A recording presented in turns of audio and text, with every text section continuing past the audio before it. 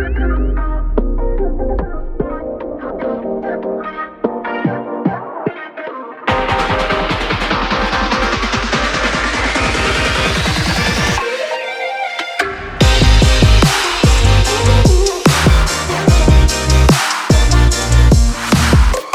besties, welcome to another edition of the Bestie Advice. I'm your host, Irene, with my best friend, Karan.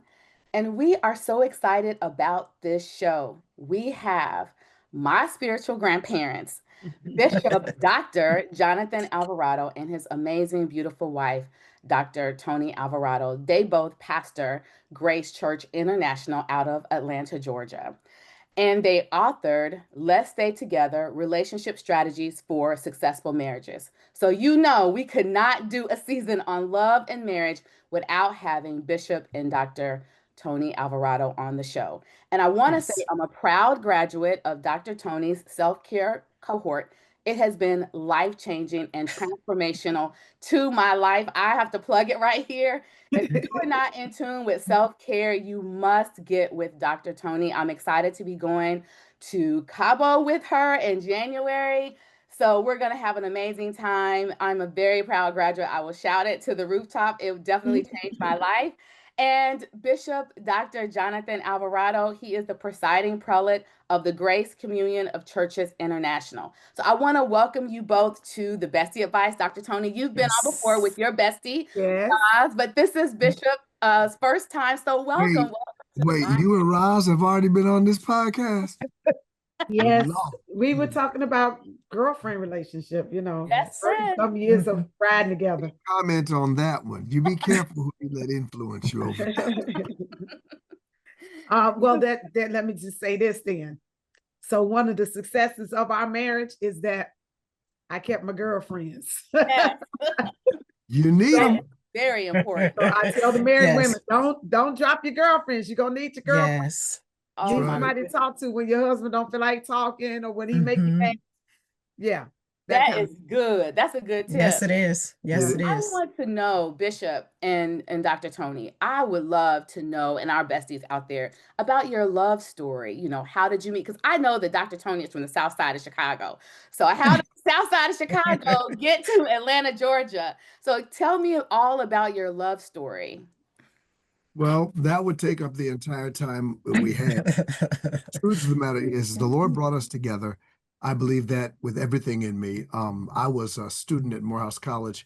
I came to Atlanta in 1984 to study at Morehouse. And by 1989, I had not graduated. Five years later, it took me 6 years to get out of He undergraduate. was waiting on me to get here. That's it. That's you're stealing my thunder. I'm trying to work my story so I can build up to that point there, but you get in there too quick.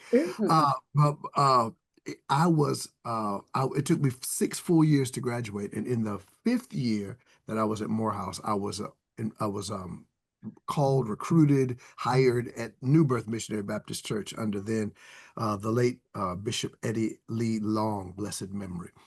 Brought me on as full-time minister of music. That was in May of 1989. And so when I got there, Dr. Toni was already there. She had come in February. I'll let her tell her story of getting to Atlanta and getting to New Birth.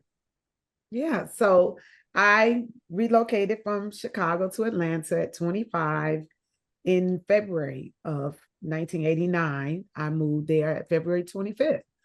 Moved to Atlanta and landed in New Birth Missionary Baptist Church by way of a friend, actually a mutual friend of ours who is now in heaven, Pastor S.L. Williams, connected me to a young lady who was a member at that time of New Birth. And we met at a Sunday night service at Cathedral of Faith, Church of God in Christ. And then I went to church with her the next Sunday. She and I were introduced at this service on a Sunday night. Ended up at church with her, and I ended up joining. Long story short, I joined New Birth in March of 1989, about a month after I had moved here, and then in May of 1989, we were sitting in the Wednesday night Bible study when they introduced Johnathan Alvarado as their new minister of music. Pastor Long, then pastor, late Bishop Long, introduced and said that, he introduced him to the congregation that night and let us know that the church had just hired a new minister of music, and his name was Johnathan Alvarado. And I'm sitting in the congregation thinking, well, what kind of name is Alvarado? Because I'm a Black girl from the south side of Chicago, and I don't know nobody named Alvarado. Anyway, so we met that night. I went up to him and introduced myself, just as to say, welcome to the church or whatever, although I was still new to the church.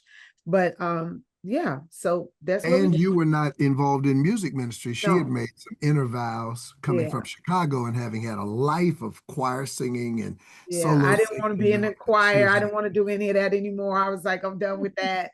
And then I didn't know anything about her musical gifting or anything along that wise, and perhaps your viewers don't know that Pastor Toni is not only a dynamic preacher, but she's an incredibly gifted musician as well, a singer and vocalist and all of that. And so, so we started working together in the music ministry. Well, and again, the Lord brought that together, because she said no, she wasn't going to sing. I didn't know she sang, so I didn't invite her to join the choir.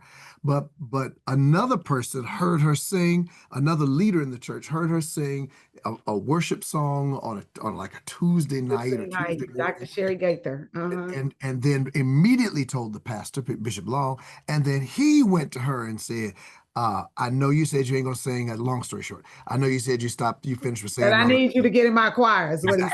I need you to get in my choir. And so he put her in the music department, and here I am.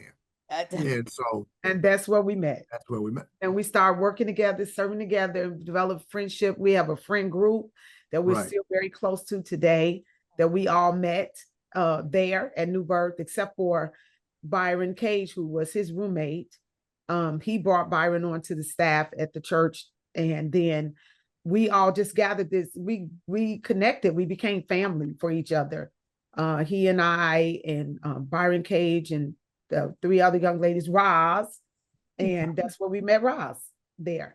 And so Tracy and Tanya, Mark Harris. The crew.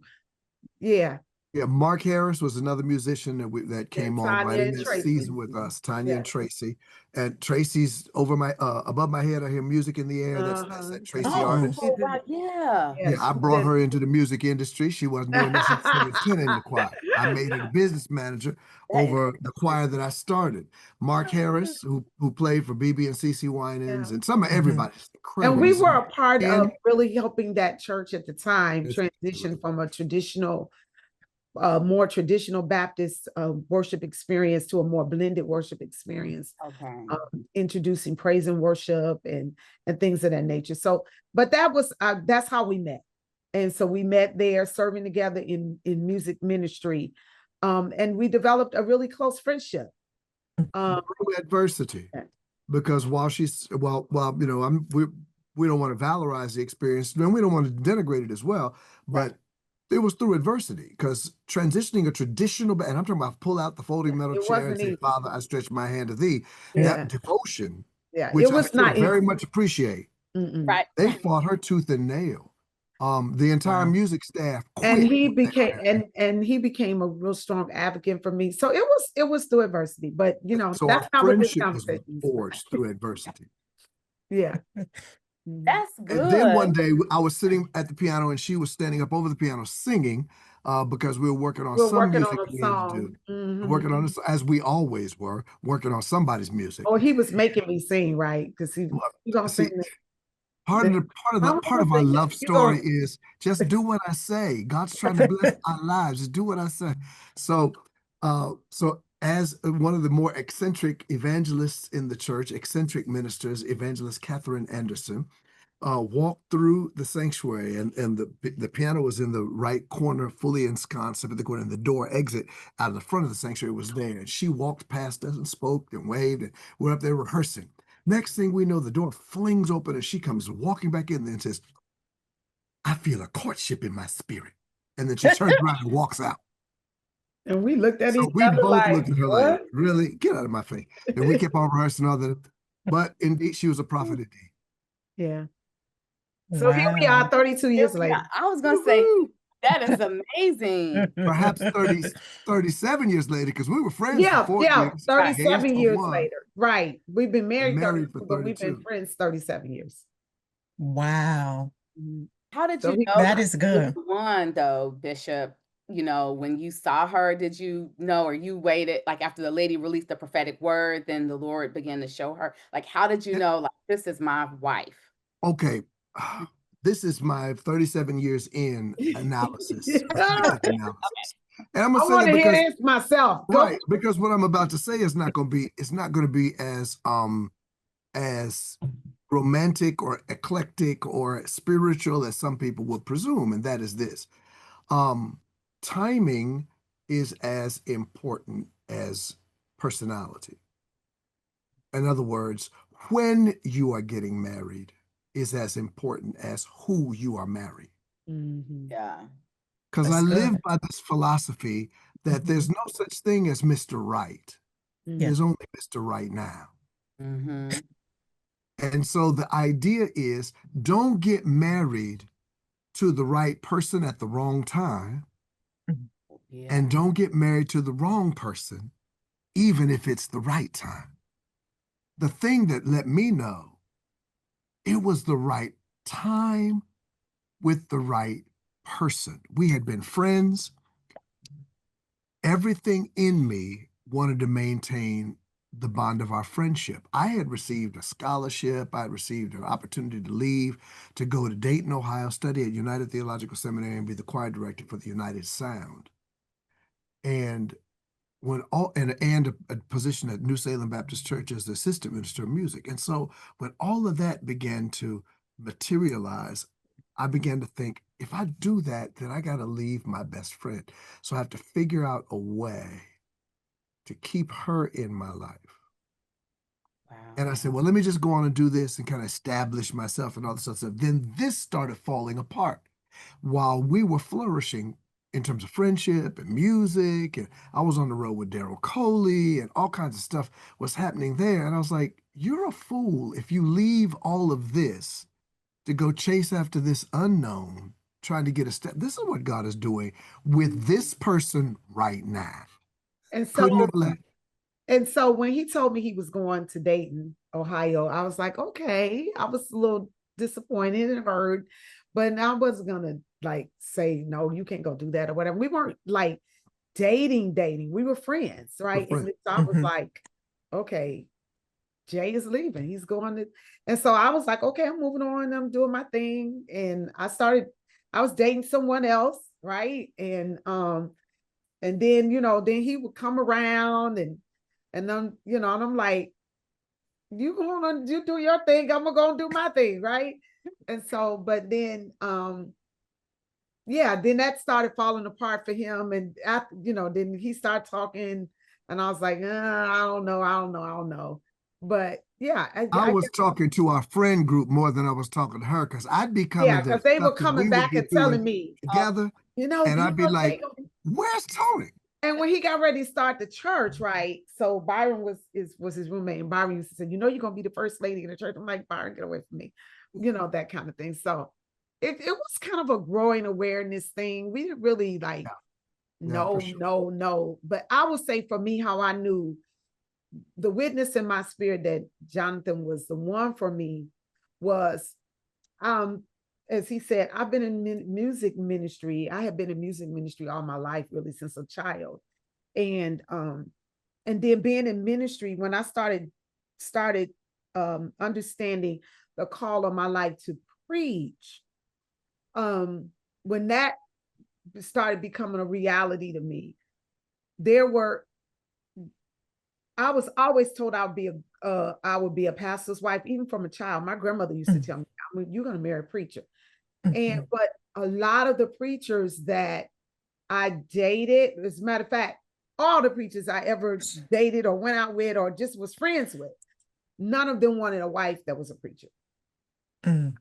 I could be a singer, I could work in the church, but seeing me as a preacher was not a part of their vision for a wife. And so one of the things that I knew, one of the reasons I knew Johnathan was the one for me was because he he understood that call on my life, and he accepted that call on my life. As a matter of fact, he was willing to cultivate that call on my life. And that was a real indicator to me that we were called to be together. Amen. That's good. That's good. He was not intimidated by your call at all. Mm-mm. That's good. I love it. I love this story. You all have a beautiful love story. So it That's seems funny like to me I'm because Now sorry. he did. Now let me just tell you this though. When he said that ain't romantic, he meant that, because y'all want to know what he asked me to marry him? come Guess on, what he really? asked me? That's my You Fair. part. remember this? You said where? Uh-huh. Oh Lord. At It the was at a Waffle House. At the Waffle House. oh okay, And okay, it Bishop. was like, Okay, what's did you the just ask obvious me to marry follow-up you? question though? What's the obvious follow-up question?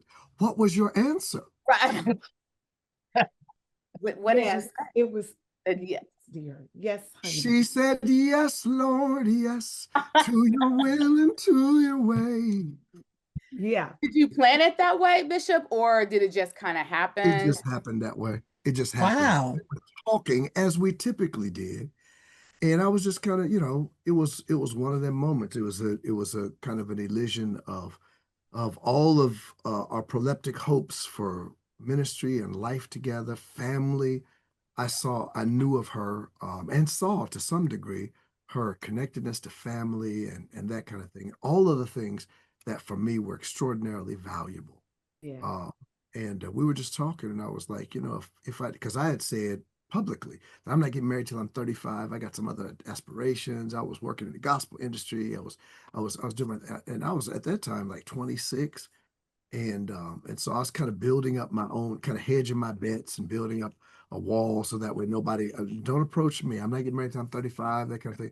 But as we're talking, it just dawned on me that you're about to miss your window. And I was like, well, if I Yeah. if I do get married, it's got to be somebody like you. Well, what does that mean? That's what I said. I said, what do you mean? Then he was like, Exactly. I don't want to do like this life without you. And I was Exactly. like, okay. Oh, that's good. That's good. I love it. I love it. I love it. So I was So, gullible. I was like, okay, yeah, come on, let's get married. No, but not, but I felt that way about him as well. And it really was, I didn't let on when he told me he was going to Dayton, that really hurt. But yeah, I was really like, oh man, okay. But the Lord brought it back around. For sure. yes, Mhm. that is good. So I know with you all, it seems that when you all came together, both of you all were very involved in ministry, very involved in your own personal lives. But as you all came together, your lives became more busier. Now you all are pastors of a church. You all are itinerant pastors where you're traveling all over the nation, preaching and teaching. Dr. Toni, you have your own business. Bishop, you are a professor. You all are parents and grandparents. So how do you all balance all of that all? Like balance the ministry and have a successful marriage?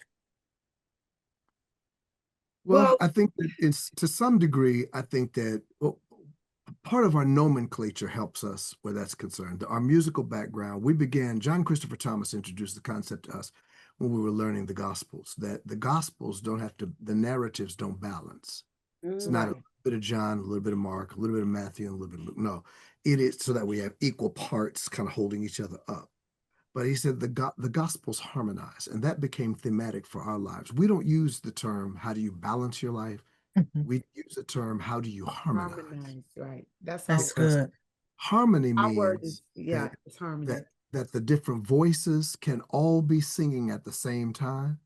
Yes. If you pitch them correctly, they'll make beautiful music. That's And Which means also good. when you look at a score of music, and this both of us are musical, we have a music background, but when you look at a score of music, it can be a whole lot of things going on in that whole piece, but Mhm. not always going on at the same time. Right. And so we have a lot of things going on if you take our lives as a score.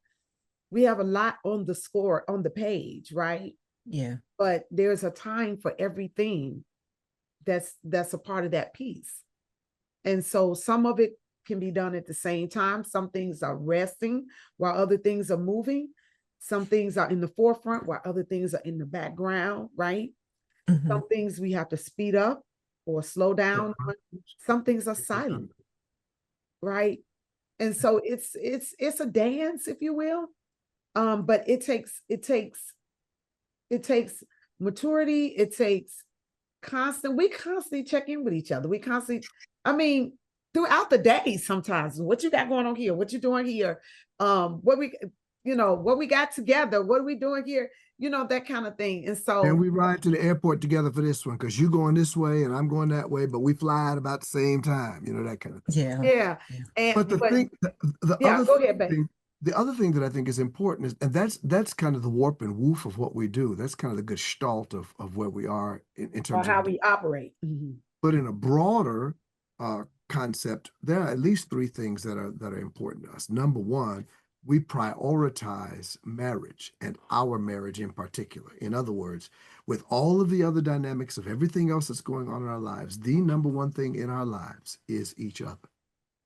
Yes, that's good. I have said publicly and privately, if the church postures me ever, and as a founder, as an establishmentarian, it'd be difficult for me to even conceptualize this. But I've said to the church publicly, if you ever make me choose between my wife and this church, you're going to lose every time.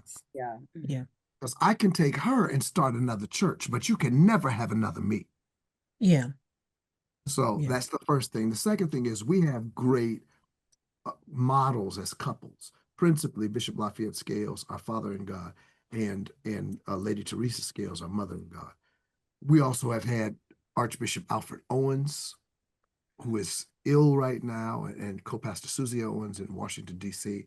We just had some really quality couples and persons that have poured, Steve and Sally, Apostle Steve and Pastor Sally Wilson, who poured into our lives, and we've used them as exemplars, and we've patterned some of our marital behaviors, our marital style after theirs, because that you've got 50 plus year marriages in each of those spheres, and that's been our goal. It's not been a marriage of convenience, nor has it been a marriage of that's not without difficulty. But it's we tell people all the time, our marriage is not perfect, but our marriage is real. Yes. And we also have other mentoring couples, like couples that are, I would say, colleagues that are married in ministry, and not necessarily in ministry, but we have other married couples that we are in relationship with. Yep. That we can talk about marriage and get advice from one another and talk. I have when I was talking about my girlfriends and Roz has been married. She's divorced, and she, that's not a thing. She's very vocal about that. But like, I'm thinking about my walking crew ladies. All of us are married. And so a lot of times when we're walking, we may talk a little bit about what's going on with our spouse or with us. We get advice from each other. We hear one another, those kind of things. So it's important to who's in your ear, who you're talking to, who you're spending time with, and recognize that even if your marriage does hit a rough spot or a rough place, you're not the first and you're not the last. And you can get through it as long as you work together. And I tell couples all the time, you can get through anything as long as you stay together and work and don't fight each other. Yeah. Yes. So for me, that was number two. And then the third thing is that we have really, really placed, when I married Toni, I married her in part because she is genuinely Christian. She's not conveniently Christian. She's not partially Christian. She's genuinely Christian. She was completely sold out to Jesus when we met, and she consistently exemplified that. And I wasn't looking for a saint because I wasn't one. But at the same time, I was looking for somebody that wanted to really grow in God and wanted to really, who meant this thing, because I've been in ministry since I was 12. I've been in the church. I was born again at 7. I've been in the church all my life, and I've been serving the Lord. I don't remember a time that I haven't been in church and not serving the Lord. And so that just seems to be the trajectory for my life. I just don't need to hook up with somebody, be married to somebody that does not have a vision of life that centralizes the Lord, centralizes the house of God. I don't want nobody fighting me on having to, and she didn't. She wanted to complement that and come alongside that. Yeah. And then as our marriage has gone, lead in some ways where that's concerned. I'm married to somebody that I can not only lead as the senior pastor, but somebody that when I need to step back and just be able to go along and be supportive, I can do that because she's a leader in her own right. And Yeah. so And that's the and kind and, of and also practically, I would say we have shared values. We have common values rather, and we Yeah. have common goals. So beyond our spiritual life, we have we our values, like not only for marriage, but our values for family, our values for financial stewardship, right. our values for how we see money and how we do money. Now we're not exactly the same. We have to have conversations about it, but the point is we We're both. not the same about money, man. Well, we are. We handle things a little differently sometimes, but Yeah, we do. but We our do. main goal is. I was making a joke. Yeah. But like we're not doing things like where one of us believe in not paying our bills while the other one is, That's Yeah. divorce. we don't do that. Right to So we have common values. We have a value for education. We did a lot of schooling together, beyond his degree at Morehouse, and my degree at Beulah Heights University, then Bible College, finishing up, going back. Because I remember when we got married, he asked me what I want to do, and one of my first things was I want to go back to school because I had dropped out of nursing school in Illinois. Mhm. And then when we got married, I went back to school and I went to Bible college. And he sponsored that. He made sure that I could do that, right? And then we did our master's work together. We did our DMins, our doctoral work together. So we have a value for education, right? And work together. Yeah. Yeah. So a couple of master's degrees and doctors. So we had a lot of common values and a lot of common goals that also helped us to gel as a couple. You guys And have we given a lot of information. I'm sorry. Go ahead, Bishop. we left one things we left out is that we had a really, really common set of values as it pertained to family. Yes. We've had children. We don't have any children anymore. I know you're talking about we have amazing children. We have amazing adults. We have Bishop Scale says all the time, listen, at a point you got to stop calling them children, because if you keep calling them your children, they'll keep acting like your children. The Bible says you can have what you say. And what I say is I have independent, hardworking, self-sufficient, financially responsible adult offspring who bless their father and their mother. They tithe 10% to the church and tithe 10% to their parents. Anyway, I say that to say, well, that's the way we've nurtured our kids. And one of these days, that 10% to us is going to show up. we're going to see it. But nonetheless, we had a common value for family. She was raised with 3 sisters. I was raised with 2 brothers. She was raised with 1 man and 5 women in the house. I was raised with 1 woman and 4 men in the house. So we have this Brady Bunch kind of, here's a story of a lovely lady, bringing all these families. And that caused some friction sometimes because we do things differently, right? I was raised our families of origin. A blended family of, not blended in this, not a blended family. I was raised in a family, mixed heritage family. My father's Puerto Rican, my mother's African American, in Columbus, Ohio, in the Midwest, in corn country. And she was raised to African American parents who both have history in the South. Yeah. And they were on the south side of Chicago. There's a whole different epistemological understanding of life from those two standpoints. And we were married 30 days. Just bringing all that together. We were married 30 days when my 19-year-old baby brother, who just went to heaven in December, we were married for 30 days when he just shows up in Atlanta.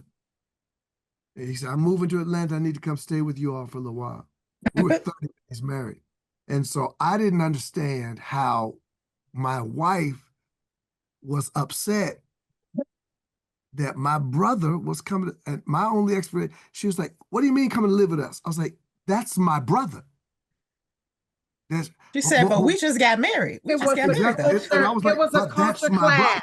It was It's an culture. immediate culture clash. Yeah. Because in our Puerto Rican culture, oh my gosh, culture clash. your brother comes to the city. He's your baby brother. He if you have mi casa es su casa. If I have a place to live, you have a place to live. Yeah. And in the family I come from, you call before you come. Right? And we talk about when you coming, and more importantly, when are you leaving? Right. You wanted a timeline. Oh yeah, definitely. So listen, that just really brings me to my question about you all wrote this book, and I'm listening to what you're saying. Is what made you come together? Because you've given us a lot of tips. Are these tips that you've learned, how did y'all decide to come together? Because I really like the name of the book.